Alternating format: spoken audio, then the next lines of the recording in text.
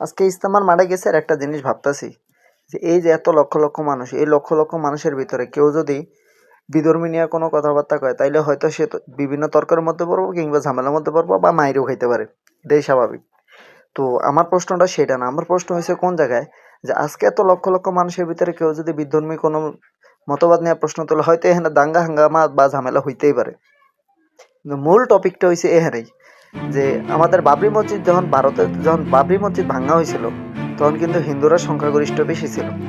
ঠিক আছে, সংখ্যালঘু হিসাবে ছিল হলো মুসলিম। তো যেহেতু সংখ্যালঘু হিসাবে মুসলিমরা ছিল, তাহলে সেহেতু এখানে মুসলিমরা কথা বলার মতো কোনো সাহস পায়নি।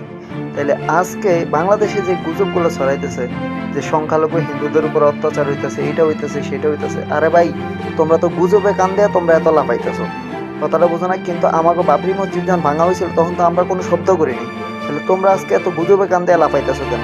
তাও তো আমরা এখানে কোনো কোনো কিছুই করি নাই, তার ভিতরে তোমরা এত লাফালাফি করতেছো। আজকে আমাকে হাজার হাজার ভাই বোন আছে, আমাকে সহকর্মী সহপাঠী কিংবা বিভিন্ন ক্ষেত্রে অনেক ক্লোজ। কই খবর নিয়ে দেখো তো কারো লগে কোনো মুসলিম, বাংলাদেশে কোনো মুসলিম ধর্ম নিয়ে আবার কোনো কিছু না একটা শব্দ তুলছে কিনা, একটা প্রশ্ন তুলছে কিনা? অতএব আগে নিজে গোটা চিন্তা করো। তোমরা একবারে ঝগড়া করতে আসছো, আমরা করতে যাইনি। বুঝতে পারছো? যখন বাবরি মসজিদ ভাঙছিল তখন এই চিন্তাটা করা উচিত ছিল। ধন্যবাদ।